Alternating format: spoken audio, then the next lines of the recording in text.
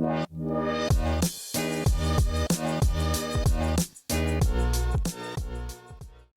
right. And we are live.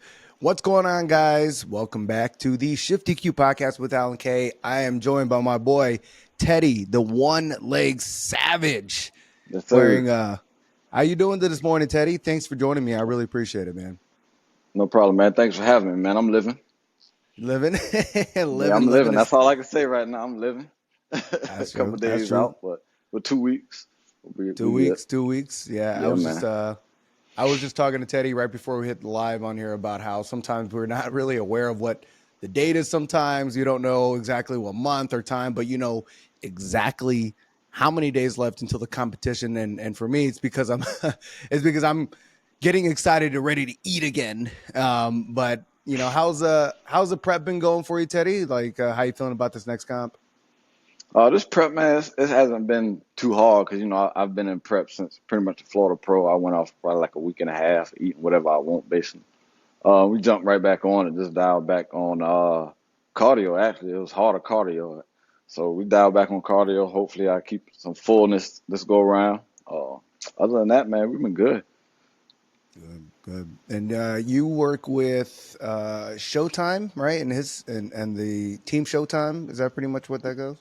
Yeah, he worked with me with our team. With Showtime was like he sponsored me the last show, and he did me with some posing. My coach is here local, Henry Jack. Okay. It's a local IFBB pro guy. Pretty huge, pretty huge. Yeah, pretty huge. He one of those open bodybuilder dudes, actively in it. So, you know, he's pretty big, man. Nice. You know, that's what I love about bodybuilding as a whole, or it doesn't even matter if you're a natty or if you're PED or anything. Like, if you put in the work, you got the results, you're going to naturally garner the respect, because I feel like that at the end of the day, that's kind of what it's all about, right? Just results. Right. Exactly. It don't matter what you see, your coach see, what them judges see that day you show up. You know what I'm saying? So just bring your best package, man. Head down and work. Man, ain't that a fact? You know, I enjoyed the fact that you're from South Carolina per se, because we kind of had this conversation before. Raised, man. Yeah. Oh man, it's funny because when I moved over to South Carolina as my first duty station, like it was a huge culture shock for sure for me growing up in LA. And I always find it funny because we always compare ourselves to other countries. Like, look what this country's doing. This country doing is like, just go to the other side of the country before you start comparing. Like, it is a completely different world, a completely different mindset, you know? Yeah. I'm sure the same out that way too, though. Oh, I can imagine. Yeah. I can imagine. You know, but the thing is, though, like, people over here in LA, they'll act like they're friendly. They'll act like they care, but they really fucking don't. It's like passive aggressiveness personified is exactly how LA is. But I feel like the South, like, once you kind of get over some of this drawl and things like that, like, people are just so pure. People are kind of like about this result, the no nonsense. Like, I don't care about like whatever feelings are. It's like either you get the shit done or not. Like, do you feel like that's kind of like the same with the South of how that goes? Yeah, you just gotta get it done. Especially for me, it started like how you was raised, basically. Man, you watch your family like make it happen, basically. So for me, it was just pretty much easy just to grow up and make it happen. Also, even when I lost my leg, it wasn't even that I had you had that rough patch for about 2 months, man. But when I got to Walter Reed, man, that shit was a culture shock. So you're like, man, this what I got going on is easy, man. What you said went to Walter Reed? What's Walter Reed? Yeah, that's a hospital where all the wounded veterans go at once they got 2 of them. They got probably like 2 or 3 of them, but it's mainly where you go at. Man, it's bad out there, man. You'll see some stuff, be like, bro, this is like some Forrest Gump type shit. Like, bro, he really ain't got no limbs, and he's smiling like a mug. You know what I'm saying? Like, just smiling, man. Then you meet people like that, and they running 26 miles and shit. You're like, man, I ain't got no excuse, man. This dude ain't got no legs, and I see him every morning clicking his ass downstairs, going to fucking run, man. let's get it. So that kind of helped.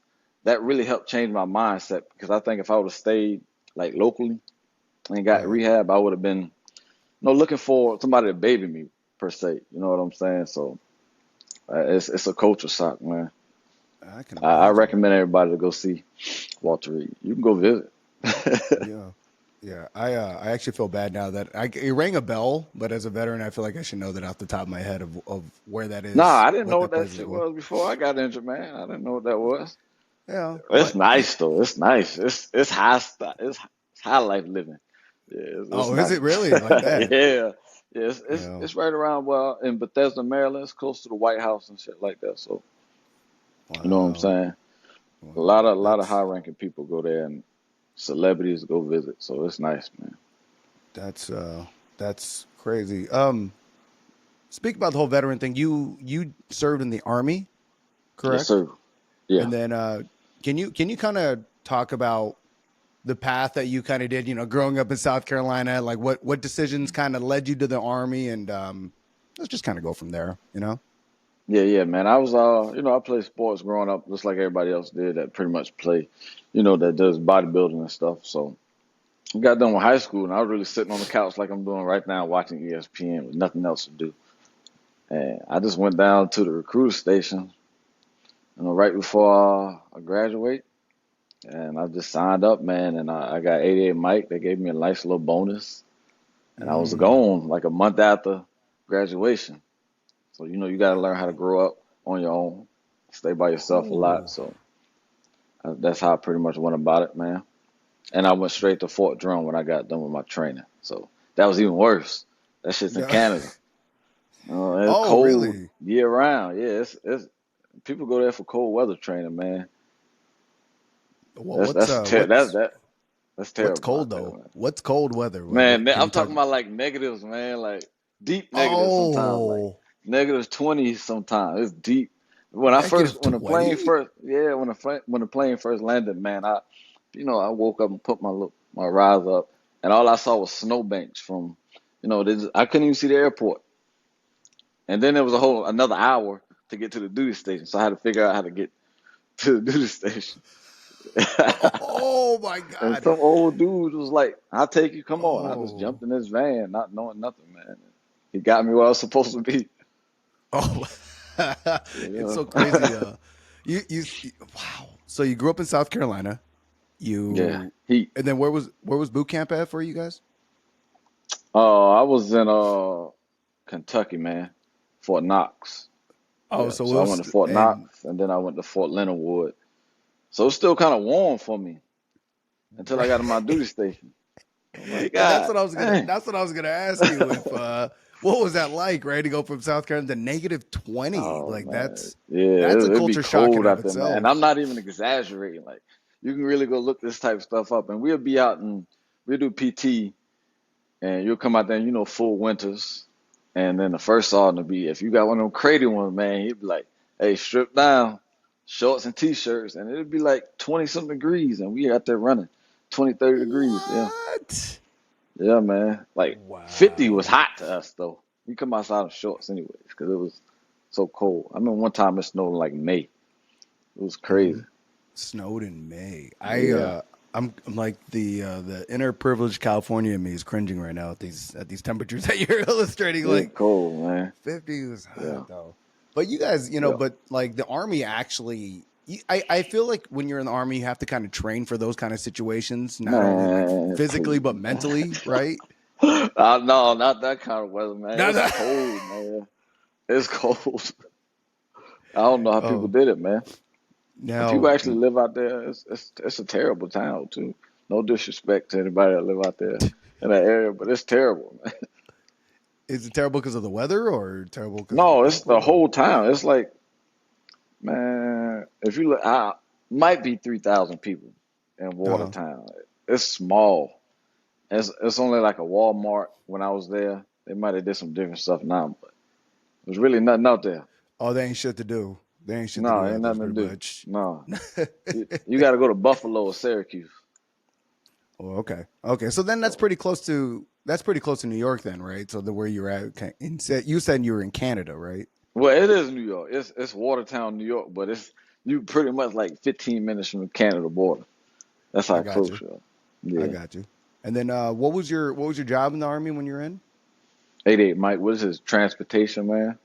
You just Okay. drive trucks and stuff like that, but you don't do too much driving once you get deployed and you get another job per se. So I got to train for it. So they Nice. pretty much Nice. change on you. I got you. All right. And then from training going to New York or Canada, however you want to put it, really cold, like Canada. Canada. That's Canada. That's brick. So where did like nah, it's was cold, god damn it. You're not gonna take that Man, away from me. when we get off, you gotta look it up, man. It's I'm dangerous curious, yeah. cold. Yeah, you're right. Yeah. I'm gonna look it up. I ain't going. Fuck that. Minus 20 degrees? No, no way in hell. I mean, Yeah, bro. I thought leaving California and then being humidity in South Carolina was terrible. I can only imagine going to like negative 20 something degrees. It's bad, man. That's a whole nother experience. But all right, so from there, where did you get stationed? Where did you kind of go from there? And Yeah, I what happened? deployed with that unit, man.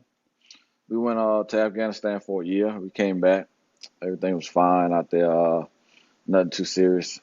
Uh, then after that, man, when I got back, I was just like, man, I need something else to do. I need Mhm. something else. So I just signed up to went airborne, and I went down to Fort Benning and did airborne school, man. And then Okay. after airborne school, that's how I ended up at Fort Bragg. Okay. Yeah, And Fort Bragg's and in that, North Carolina, yeah, right? yeah, Yeah. another dog unit, and all they did was run. Yeah. Wow. So Wow. That's how was your time like being deployed? Like, do you remember what it felt like to, get the orders to go overseas and be gone? Like, do you remember yeah, what that feeling was like? Can you go into that? yeah. I don't. I guess I wasn't really worried about it until it just felt like another training exercise to me up until I guess when we was just sitting in that big ass building with everybody there and we couldn't leave again, Right. and they put us on the plane, and that's when I was like, damn, I might not come home. Like my job was Oh, 88 Mike. wow. It was we drive a lot out there, and I was a gunner also, so it was pretty dangerous. Wow. IDs, if you would, those IDs out there, and being in a gunner's hatch. So that's when it clicked to me, like, boy, like, bro, you still 18. Like, you know what I'm Ooh. saying? Or 19. So you got to go out there and figure it out. So I just went out there, man. And at first couple nights, it was scary. We took over from a National Guard unit, so it wasn't really secure.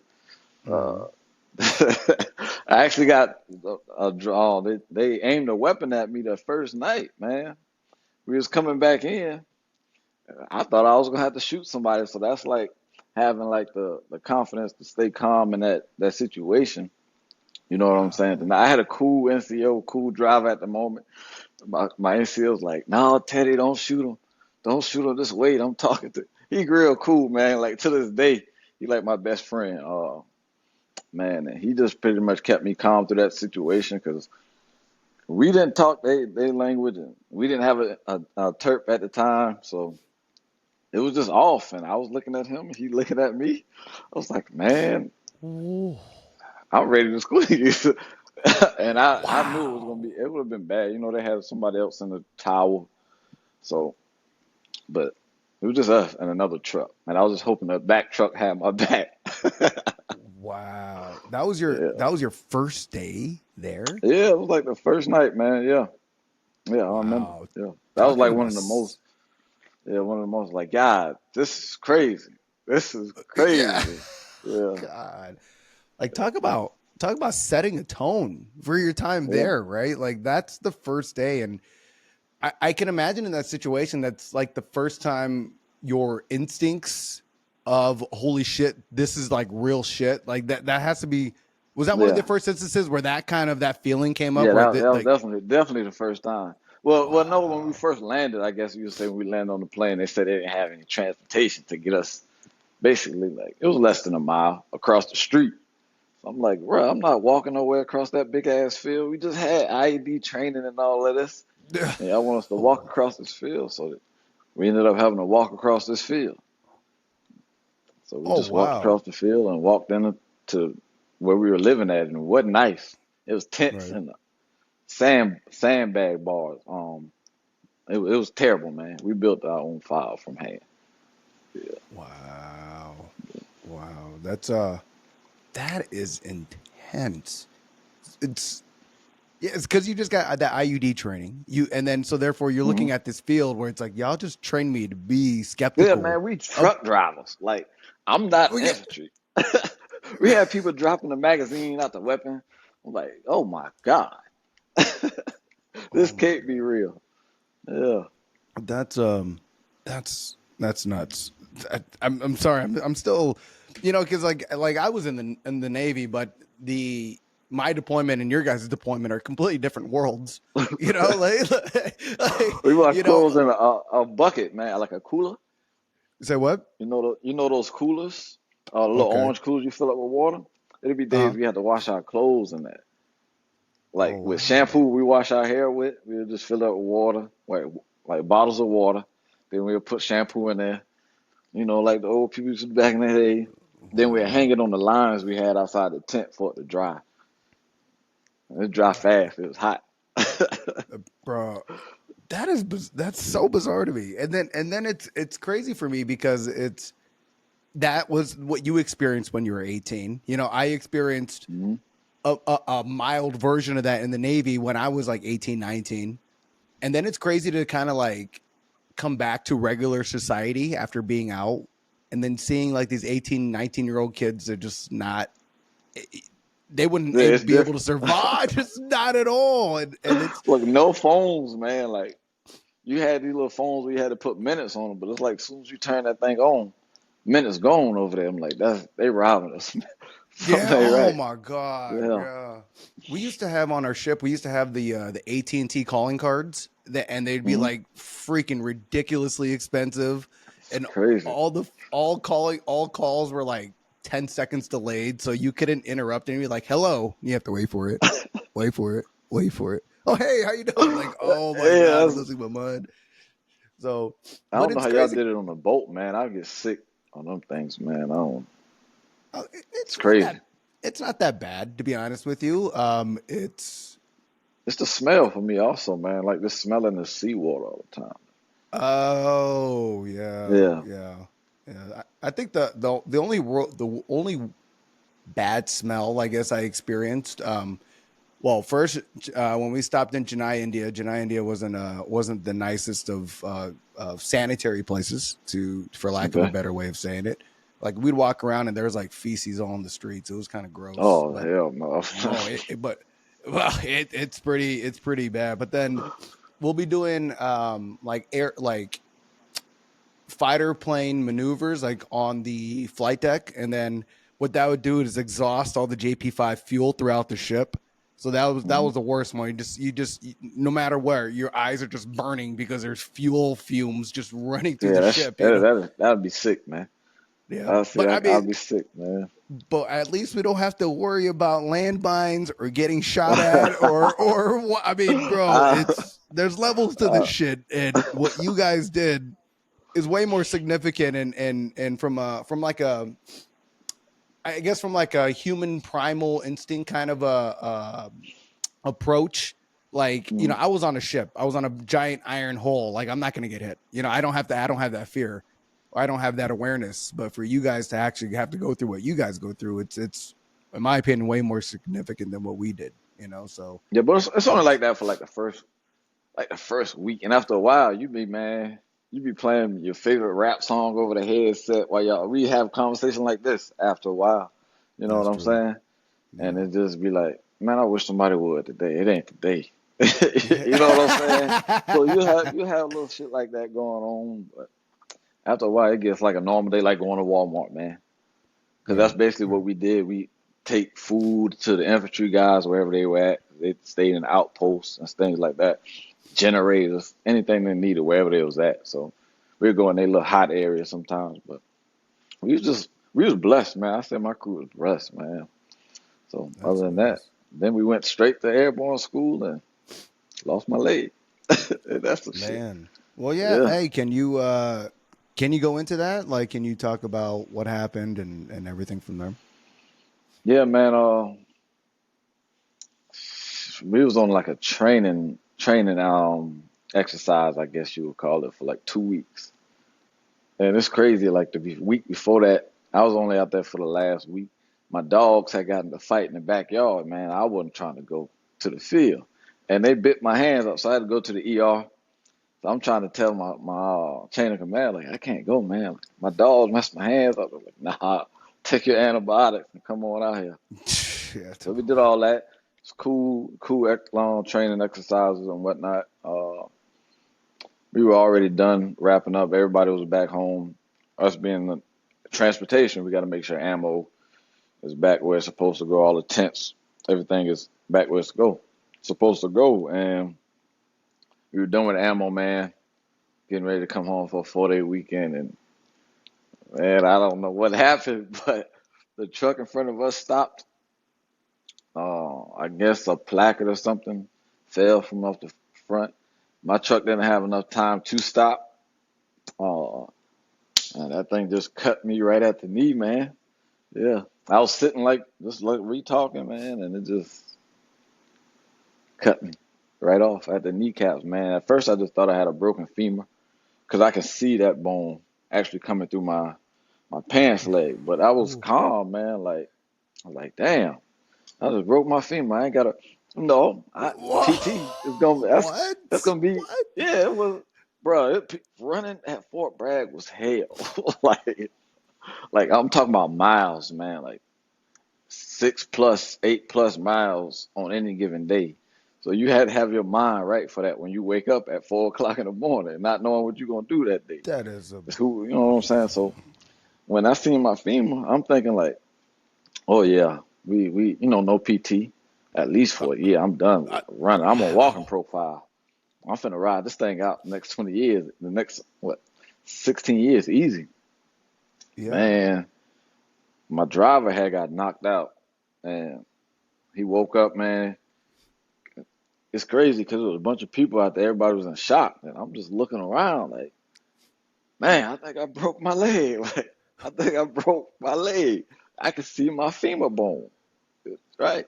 So he kicks the window out, runs around, man, start taking his belt off and telling everybody to give him his belt. This man went to work, putting on tourniquets, fresh off getting knocked out. Man, one of my best friends, McLeod, she came in there, was keeping me comfort. Uh, and my other friend, he ran down there because we didn't know where we were at, so we had to go to the name of the street. He used to run track in high school. He was the fastest one. Took off. Like, man, crazy crew, man. I had a crazy crew that saved my life.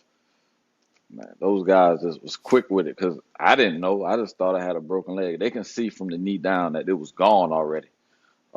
It was already gone. They didn't have to remove it at the hospital. None of that. It was my bones was in the street. So it was that type of accident, man. I went to a coma for like 2 days. Woke up and saw my brother there with tubes everywhere, like everywhere. Every hole you can name on your body, I had a tube in, man. Even had one on my neck. Uh, Wow. I just I'm woke getting up goose. trying to pull them out. I So have goosebumps right now listening to this. Holy shit. Oof. it was pretty intense the first couple of days. But after I calmed down, man, I was fine. My family was there. It was good. That is bizarre. So you just lost your leg and you're thinking of PT. You're thinking of Yeah, it wasn't everything really else. like, It was yeah, wow. none of that screaming and yelling like I'm about to die until like the EMS got there and I was like, all right, this shit's starting to hurt. And then I just passed out, man, flatline like twice. They said, man, yeah, man, it's real life documentations. So coma, Jeez. and I'm here like lifting weights, chief. Yeah, yeah, smiling as hell and happier than most. That's Nah, cause I don't really talk about it a lot, but then when I talk about it, I just think back like, damn, I went through all that. I really went through all that, and Lost my best friend like a month after that in Afghanistan, like Oh in the man. worst way you can imagine. So that really like I was messed up. The 2013 was my worst year of my life. I can easily say that. You know what I'm saying? So Jeez. that's why COVID was so easy for me. Uh, all this other stuff that people complain about that's going on, lockdown and shit like that. Like, man, Wow. that's easy. So you lost your leg in an accident. And I think the way that you handled everything is so crazy to me because naturally I'm thinking of how I would have reacted, and I think you just kind of alluded to it earlier. I would have been screaming and been like, "What the hell?" No, I I don't know know. I what I think would have done. your adrenaline, you know what I mean? Mm-hmm. Because it was so quick. It was so quick. Uh, you, my body, it's like I didn't feel anything. I was numb. I didn't feel nothing. I don't know why. I wasn't in pain. Uh, I guess I was in shock, man. Man, the fact that the driver not got knocked unconscious and he came Right? to it and immediately went to turn like that is Like such badass jumping fucking out the shit. window. Wow. Yeah, that's right. You said kick the. You had to Oh kick my the window out because the god. doors was jammed shut. Yeah, man. Wow. Then just not just only using his belt, asking everybody else for belts. And they That's wouldn't let me see it. They wouldn't let me see it at all. They like covered it over the jacket, and then they started going all tourniquets, man. They wouldn't let me sit up to like look, because I guess they already saw it. So, wow. but when I sat up, I was like, yeah, that look like some bones out there, man. Let me sit Oh, back. oh my god. The fact that you that is so crazy to me. That's just so fact that you're so numb to it while you're going through it. And like you said, your adrenaline, the whole nine Yeah. yards. Um, but then you said you man, and I'm really sorry that you lost one of your best friends right after that too. Like that's Yeah, man. That was probably the hardest one. That's another thing that made it so much easier to go through, especially like the pain thresholds, because I know the pain he had to go through and that time span he was alive trying to fight. So that's why anytime like like a rep in the gym, oh my God, uh, I do 5 or 6 more reps. I push it just uh just because just fighting through the pain, man. yeah. Yeah, Is your friend the reason why you have the mad dog yeah, mindset thing? yeah. Yeah, can you kind of go into that if you don't mind? But yeah, that was his name. We used to call him in the army, man. I guess that's what he used to call him back in Texas when he played football. When he came, that's just how that's how he came, Mad Dog, Mm. Maddox, Ant. So he basically lives across the hallway from me and my friend Clyde, and us three, man. We just basically became best friends. Uh, and I left to go to airborne school and all of that. Went through airborne school. Like right when I got injured, they calling me telling me he got in a fueling accident over in Afghanistan and he got burnt, man. I'm like, Oh burnt? man. That's crazy. I'm not thinking at the time, like just thinking he's just a little burnt up, he'll be all right. But man, when I Right. heard how much, like the percentage, I was like, God, like that's crazy, man. That's his whole body was gone, man. So and Jeez. and that was a rough patch for a lot of people. Yeah.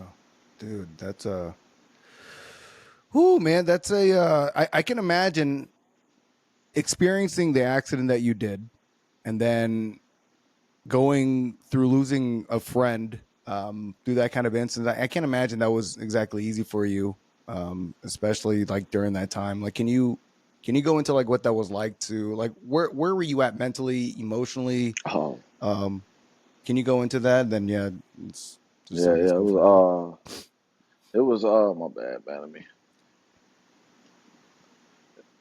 It was rough times, man. Like especially in the time I had access to so many opioids. You know what I'm saying?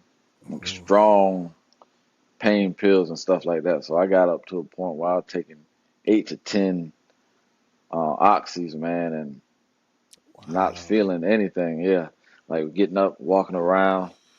and going like to the mall and like spending almost all my money in the mall.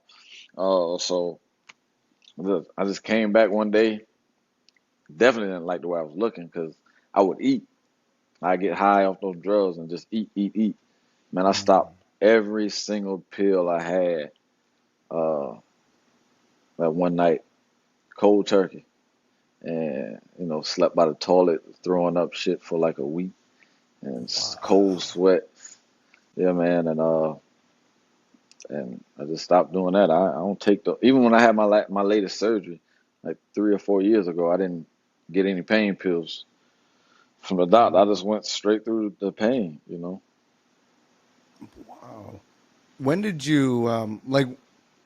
What led to that decision? What led to you saying, "Oh my God, this is too much. I'm going to go cold turkey"?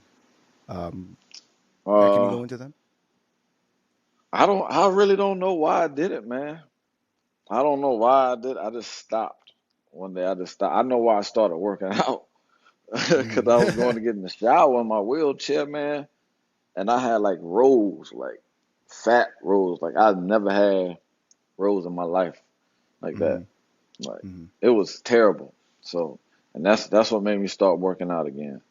And then I kind of think I put two and two together. Like the drugs was making me eat a lot, so I just stopped taking it. Yeah.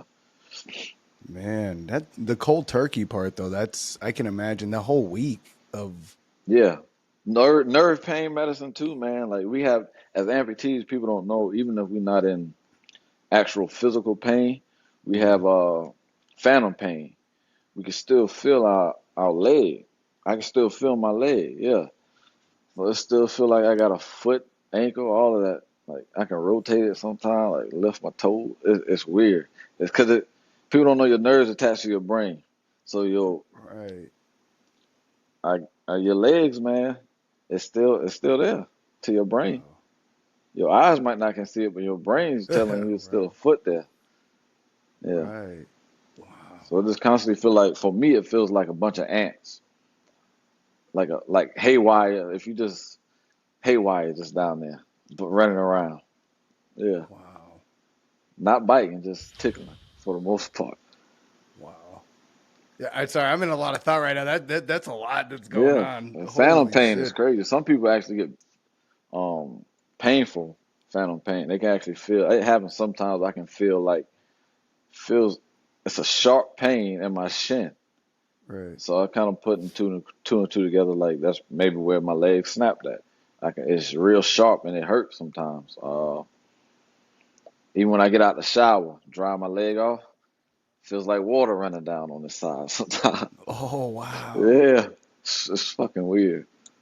Wow. That's whew, man. Then so then shortly after that, that's when you got back Mhm. into bodybuilding and you got into working out. I mean, were you always were you always working out like as intensely as you are now? Like, well, you were in the army. Like, were you when before the army? Like, how was, or is it just kind of like started escalating? I guess until what it Oh, is now. the intense part. Yeah, I was always intense when it came to physical fitness. Running. When we ran our miles in the army, our PT test, I tried to get like the best time in the PT test for my running age group, right? Push ups, also sit ups. I always try to max out all of that. Uh, Hell yeah. and then when I got to Walter Reed, I got into hand cycling. I met this girl named Janet, man. She's the coolest person I know. Like, and she just got me on a hand cycling team for marathons, man. I did like 10 marathons with them. And I was trying to win them at first, but then I noticed, like, man, these dudes doing 26 miles an hour. Like, there ain't no Whew. way in hell I'm gonna do that without snapping my shoulders off. So, Right. so it's like, nah, this ain't for me. I Damn. got out of that and powerlifting. I wanted to hit 400 pounds on a deadlift afterwards. I did that as an amputee, and I'm here. So Man. I was always competitive, even in high school. Right. Yeah. How was it? How was it adjusting to the prosthetic leg and everything lifting, because I by the way, watching you deadlift, I feel like is the craziest thing in the world to watch. Just I because I guess appreciate it it, might, man. well, not only because of the prosthetic, but like you're a fucking beast. Like it's a I fucking don't know how, like, I don't know how I do it as far as, but this leg, it's the top of the line leg as far as like prosthetics go. If you was to okay. look this up, it's easily $100,000. But yeah, Wow. man, you can go swimming in this leg. You can literally run in this leg. Do anything you can do with regular leg, you can do with this.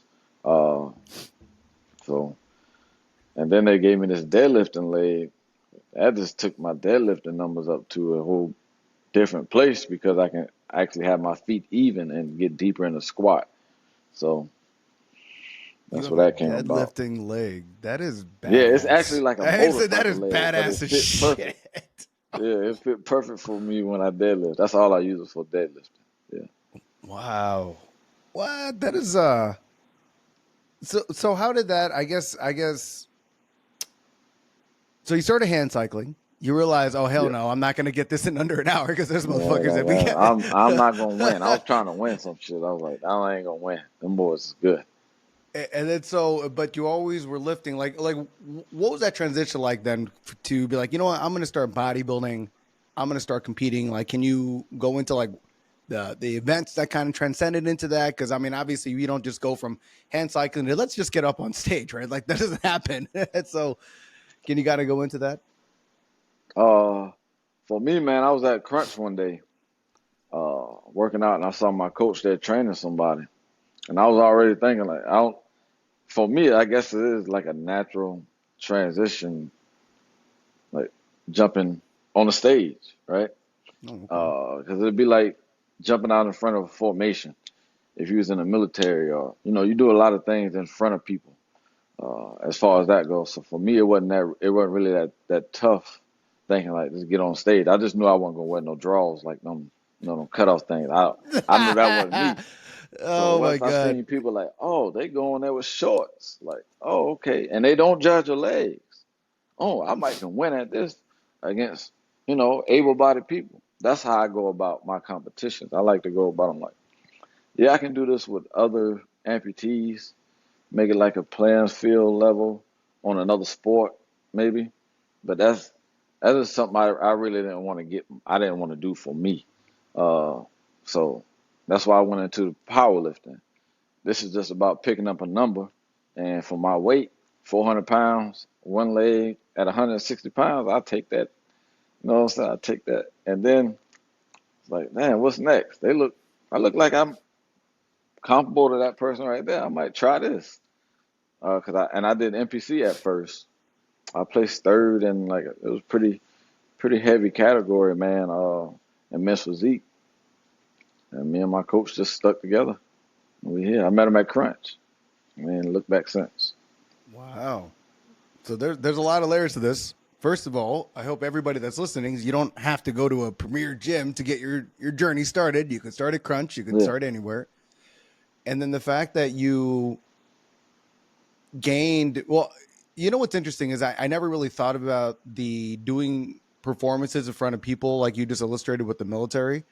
Because Hmm. you're right. We're constantly put in an area to perform not only in front of people but with people because that's the only way Yeah. we get shit done. So Right.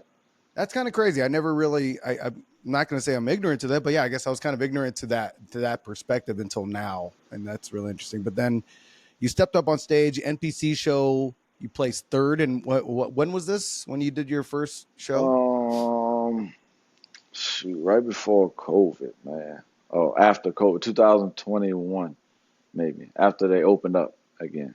Okay, okay, Yeah, and it was a true novice class. Yeah, and I was nice. like, and now I look at them boys now, like, ain't no way, I can't. Oh, They're like all the massive.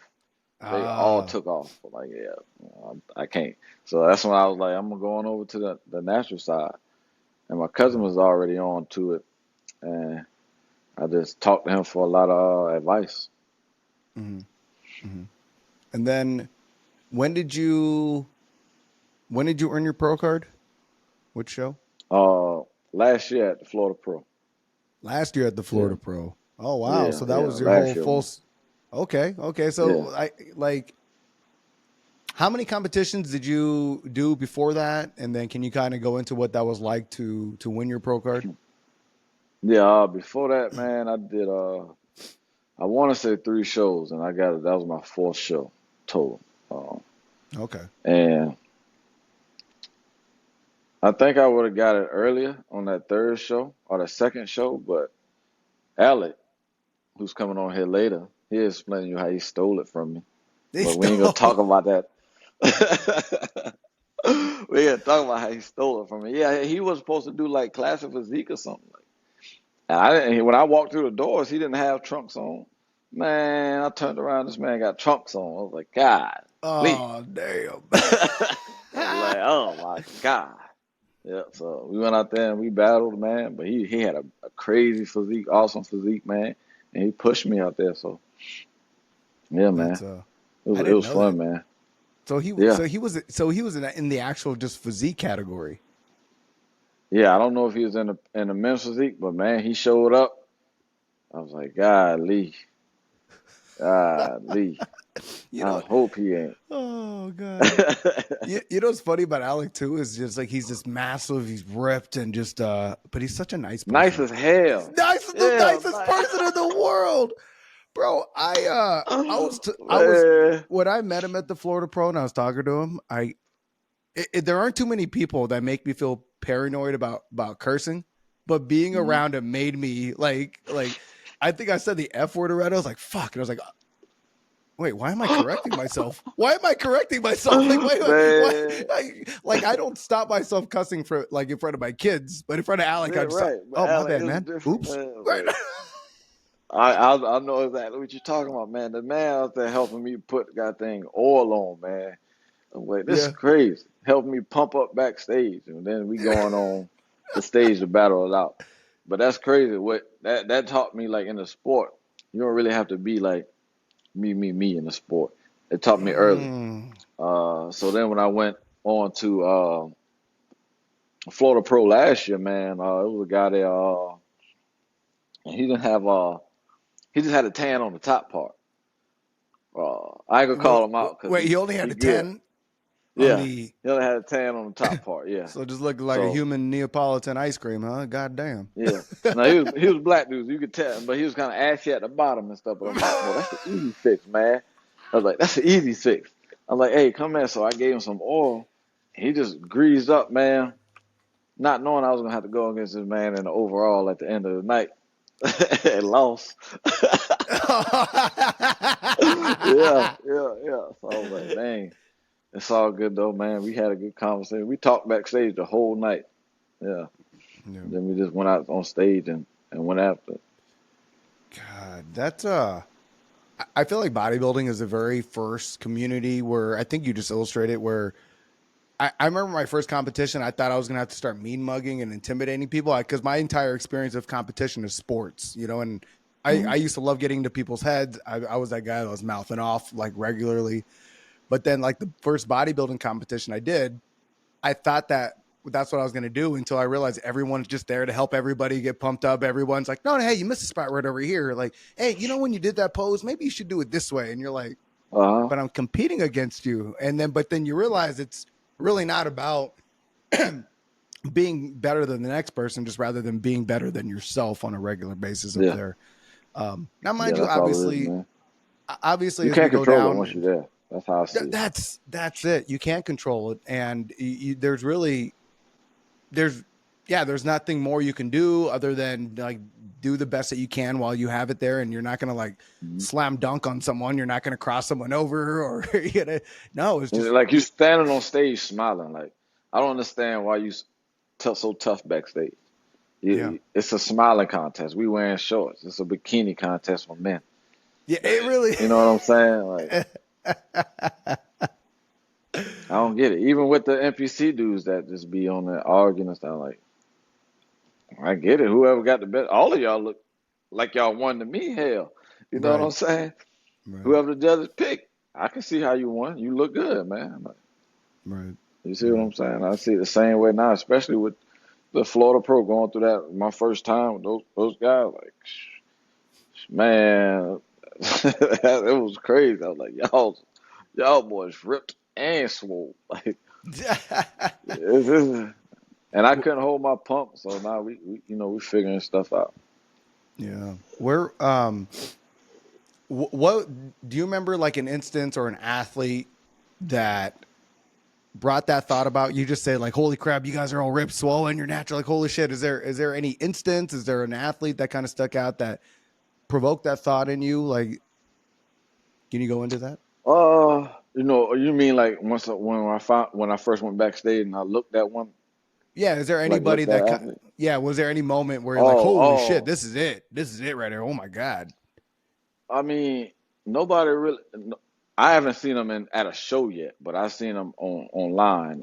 Shell, man, like if I was to go backstage and see him at a show, that'd be somebody like, God damn, this small. Yeah, man, like you know Yeah. what I'm saying? He just got an NPC look to me.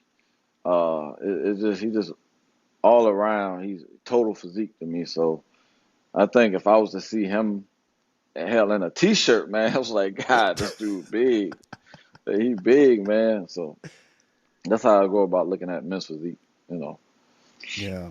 That's, every single day that I see the athletes in our community, I'm just marveled at where the natural Yeah, body can man. take you. And, Yeah, it's interesting too, man, because I hear, I consume a lot of natural bodybuilding content, and then obviously all bodybuilding content. And it's interesting on how the narrative of anybody that competes is that you have to be on PEDs and you have to do all these right, extracurricular. And it's not that I'm against it. I'm not against people using it. I'm against people abusing it, against people using it and then saying that they're natural.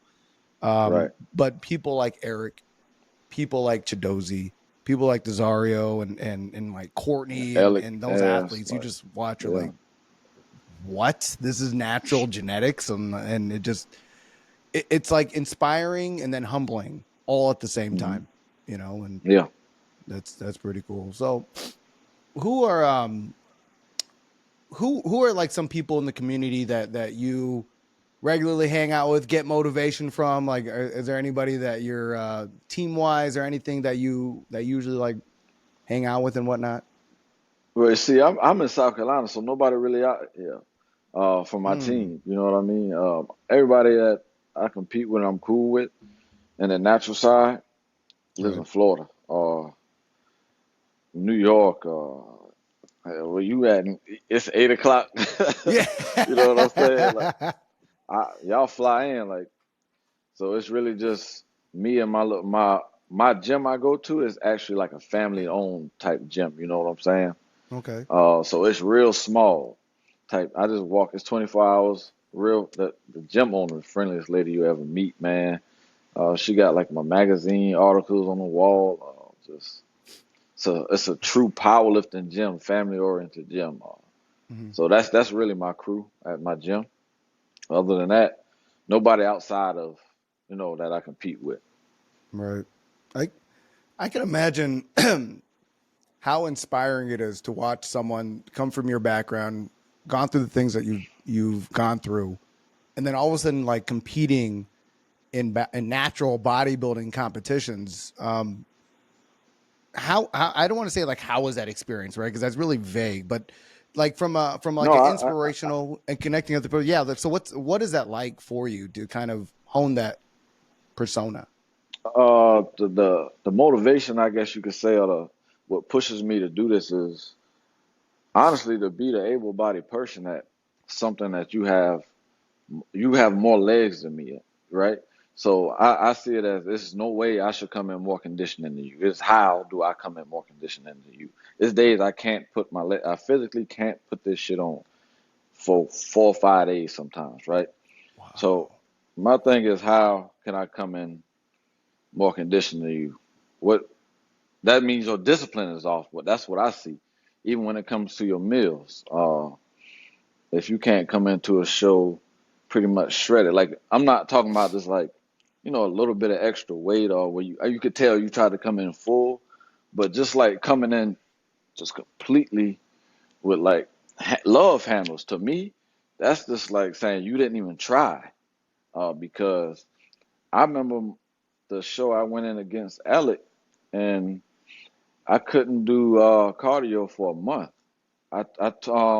My what is it? Same thing the quarterback has for the Bengals. Calf strain, man. I couldn't Oh even yeah, yeah, walk. I yeah, was in a yeah. wheelchair, so I don't even have another leg to use on a spin bike. So I was literally, what me and my coach did, we literally cut my calories down to like probably like 1,000 calories or under, so I wouldn't have to do the cardio part, and I just would wheelchair or crutch to the gym to get my lift in. You know what I'm saying?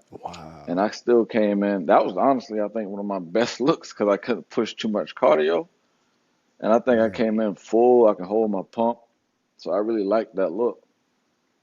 And Wow. I haven't been able to do it yet. So maybe I need to get it injured. That is that's crazy, man. So that's So that's how I look at it, man. Like, wow. I look at it like, don't let me beat you. It's, you can't let, for me, you can't let somebody with a disability and you a full able-bodied person beat you in conditioning. That's crazy to me. I wouldn't let it happen. I know if I'm coming to a show, you're not gonna be out. You're not that dude with one leg will not be out more conditioned than me, regardless, right? That's my Oh look. man. That's my outlook on it.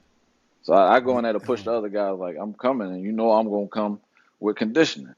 So might not have all that size yet, but the Right. conditioning gonna be there. Yeah, that's man, that's it puts a whole nother perspective on just circumstance and how you decide to perceive that circumstance and how you decide to handle it because it's just like what you said, there's a lot of people that go up there and have 8 million different excuses, have 1,000,005 different injuries, but it's like you literally have one leg and you can't even put it on. Sometimes you have to wheelchair and crutch it to the gym, but you still got it done. I mean, whew, And I got that's 3 kids that be eating all kind of craziness, and I got to keep my calories under 1,000 or some instance. You know what I'm saying? So yeah, that's the. I feel like that's the biggest challenge, actually, to be on a strict diet with kids. Like that is definitely yeah, the biggest challenge because they're that's not going to crazy. go on a diet anytime soon. You're not going to tell them Never no, had but pizza for lunch, man. oh man, that's God. I'm sorry. I'm still just taken back by everything that we're saying here, and it's just very motivating, man. Very inspirational. Fuck, dude. Sorry, it has me reflecting on so many just aspects of how like things like I don't know in your opinion, do you feel like a lot of people dwell on their circumstance and make negative light of it, use excuses to hold themselves back? I mean, I guess from the way that you see it now, what's your perspective on that? Yeah, but I saw that Walter Reed, man. You have another disabled veteran calling the other one lazy, man, and we can see it. You know what I'm saying? We can see the ones that just get the service dogs in the wheelchair and just ride around, looking for handouts. We can see that type of stuff. We can see the ones who work hard. Actually, your therapist tell you to walk from your room to here. You can walk from your room to here. Mm, You know what I'm saying? If she telling you to do it, you should be able to do it. It's the reason she's telling you that. So that's why I picked that up. Walter Reed really instilled a lot of hard work, I guess you could say. man, Even though, like, I think that's the hardest I ever worked, man. Like, yeah, the yeah. So the hospital, man.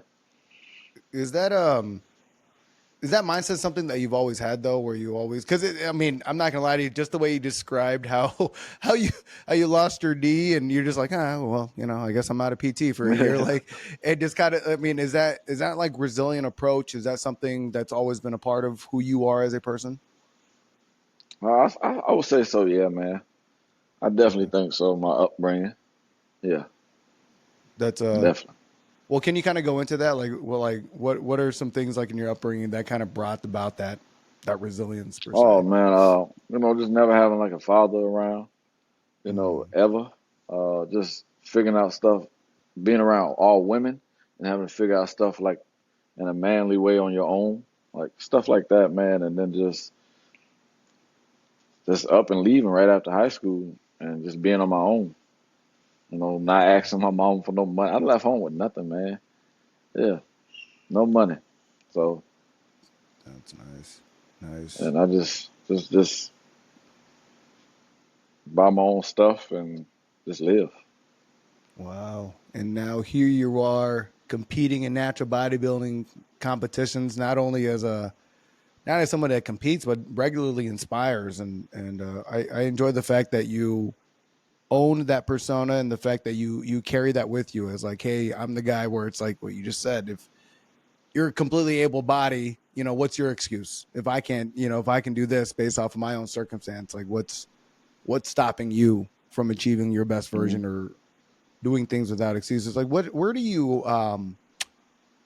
you see yourself with bodybuilding? Like what continues to drive you? And is there like a big end goal? Is there like oh, hey, at this moment I did everything Yeah, I 40. wanted to do in bodybuilding? Like, can you go into that?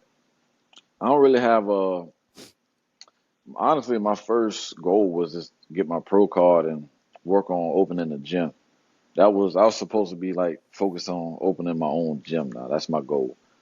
So uh, and as far as like, I don't know, man. It's just,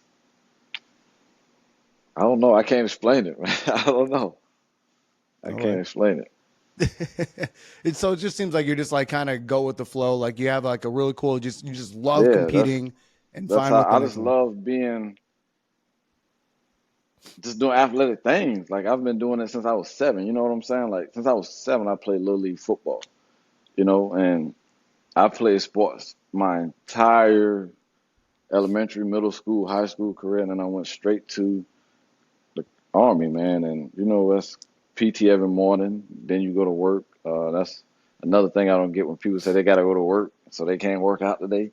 Like that's all you do in the military. You wake up earlier, work out, shower, eat, and come back to work.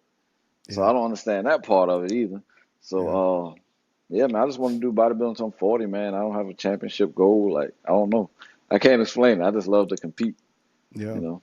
Yeah. So I'm 40 and then put everything into my kids. I gotcha. I gotcha. Yeah, I love how you said that. Like people complain that they got to go to work and they can't work Yeah. out. But I feel like I don't know. Maybe because we both served, we kind of have that mindset. Like you got to get shit done. And I feel like the Hmm. military presents a lot of opportunities where it's just black or white. Either you get it or you don't. Like there's no in betweens. There's no like Yeah, right. suck. There's no sucking up to And someone ain't for a nobody better gonna feel grade. sorry for you. Ain't Yeah, nobody like gonna feel damn. sorry for you, right?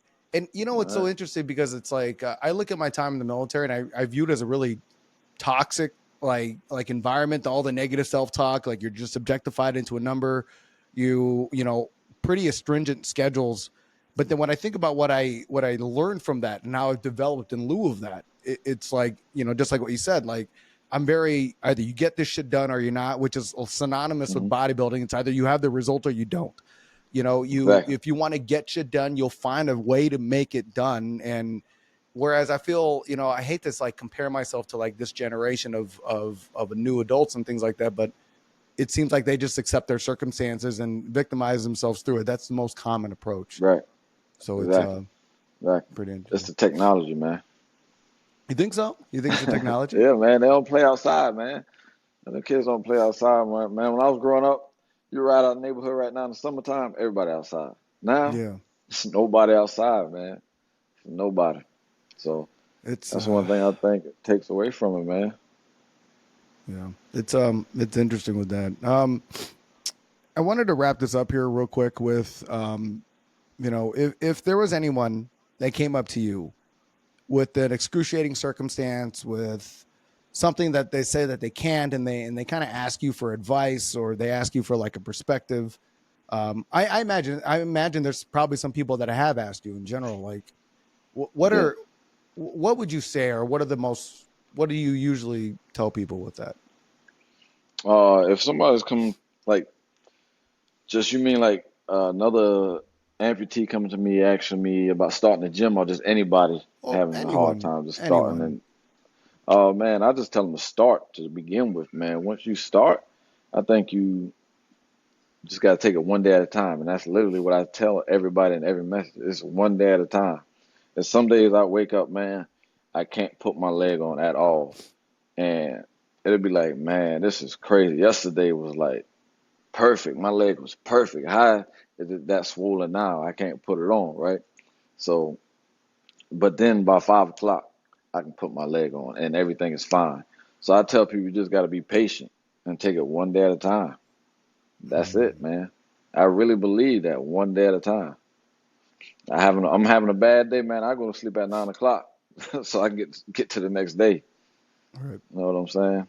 Yeah, there's no need to stand up and dwelling on the day. The day is gone. Think about how you can get better. So Amen one day at a time. Amen to that. And my leg, it say life is a grind. We're gonna grind it out, man. Love it. And real quick, is because I just realized this question popped in my head as you talk football. Who's your football team? NFL. Or NFL, whatever. Which one comes to mind for you? Man, Broncos. It's the NFL. Oh no, Broncos! Yeah. Super Bowl coming soon. Your coach just roasted the shit out of Hackett. Oh my God! I know, man. I loved it too. We needed it. We need that. Sean Payton. Yeah. How do you feel? Oh wait, so you feel like the Super Bowl for the Broncos, huh? Man, I felt like that last year we had a coach.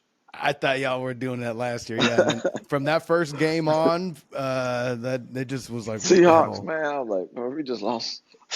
We just lost to the Seahawks. Yo, that huge trade, like, the whole season. Overhaul, right? And then, I mean, y'all did beat my Jags though, so I mean, it's man, my Jaguars had a better season than us. I started rooting for them at the end of the season. I also had when they beat the Chargers, man. At 27-0, yeah, dude. I literally watched that game and I experienced two different kinds of drunk. Like I started with being depressed drunk to excited drunk, like all within a 2-hour span. That game was crazy. I almost turned it off. Oh, dude, yeah. I mean, I almost turned it off, but I was like, no, look, as a Jags fan, we don't have too many postseason opportunities. I'm going to take my L like a man, and yeah. Thank God I did not turn that off. Yeah.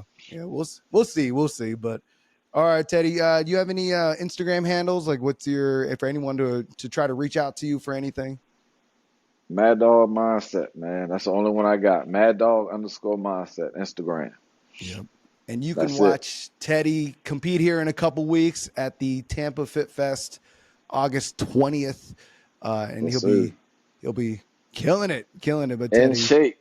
You better come in shape. We just talked about it in shape. You about to say, if you're one of those other competitors that don't come in as good a shape as Teddy, you're gonna be good like, hey, what is that? Skip cardio, man. Skip cardio. All right. But anyways, all right, guys. Well, thank you guys for joining us. Teddy, stay on with me for a little bit. And then, but for everybody else, man, hope you guys have a great day. And